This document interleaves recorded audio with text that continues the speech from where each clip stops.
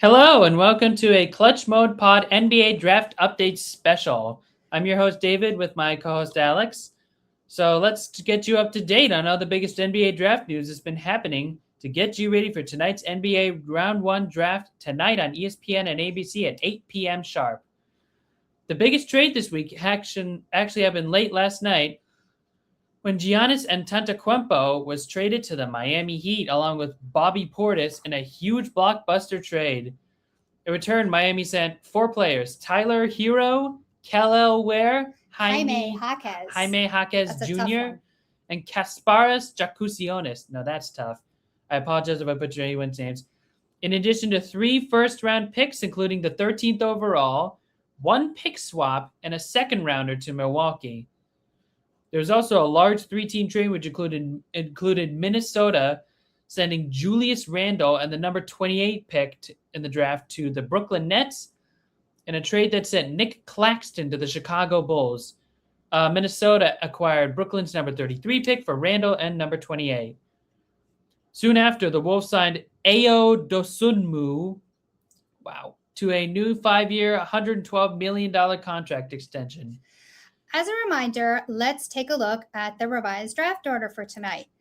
So, really nothing has changed. We know the Celtics are picking 27th tonight. The only thing that's changed is that the Bucks now have the 10th and the 13th pick in the draft. The 13th pick, as we said, that they got from Miami. Yep. So, as a reminder, let's take a look at the prospects that are going to be in tonight's draft. Starting with number 1, BYU small forward AJ Debinsa.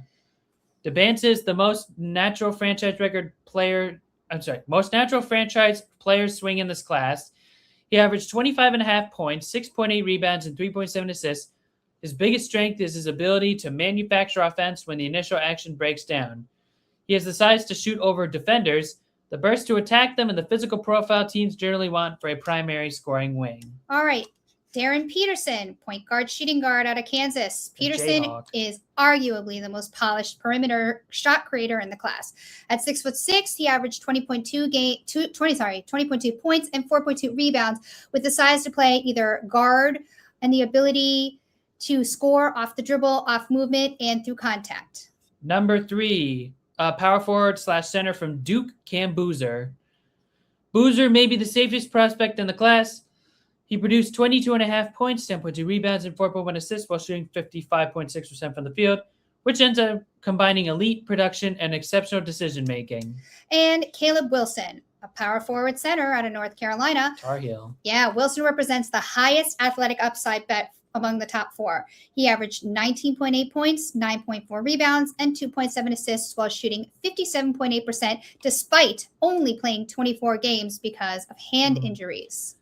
Last but not least, Illinois point guard and shooting guard Keaton Wagler. Wagler is one of the most versatile guards in the draft. He averaged 17.9 points, 5.1 rebounds, and 4.2 assists with a 59.6% true shooting percentage.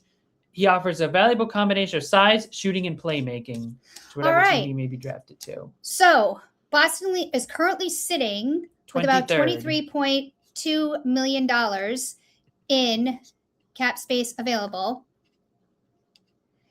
Yes. And we think, as we talked about in our podcast, and if you haven't watched our NHL NBA draft special, please catch it on YouTube at the Boston Sports Zone, because we also get you ready for the draft that's coming up for the NHL later in the week. So, as a reminder, here are the 3 players that we think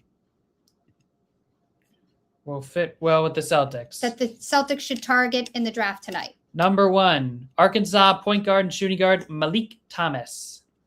So he averaged 15.6 points per game, 3.8 rebounds, and 2.5 assists. And he also had a 3%.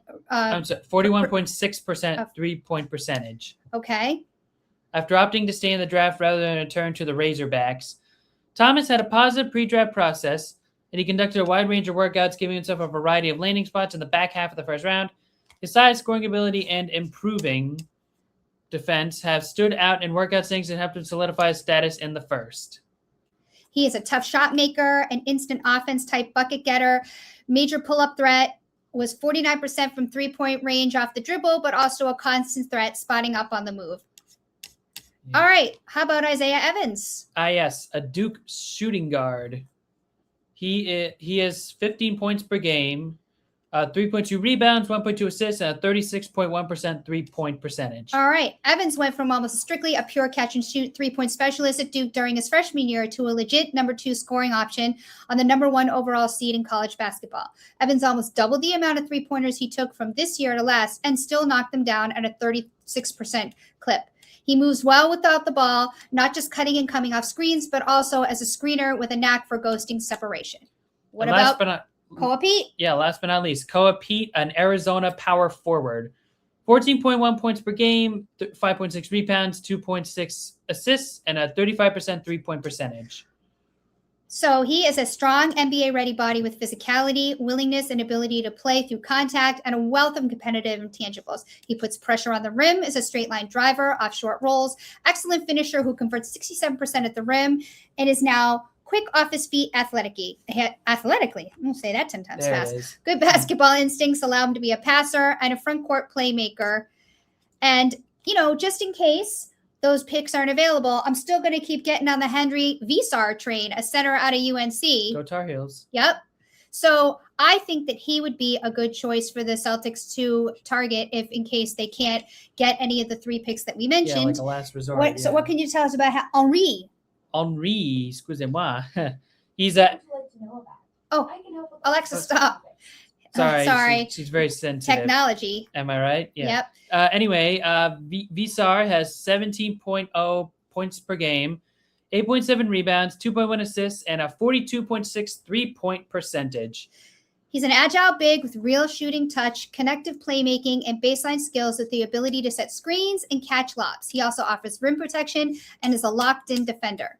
So, as a reminder, the draft is at 8 o'clock tonight. If you want to hear more, follow us at Clutch Mode Pod on TikTok and on X, and we will see you tonight after the draft. See you later.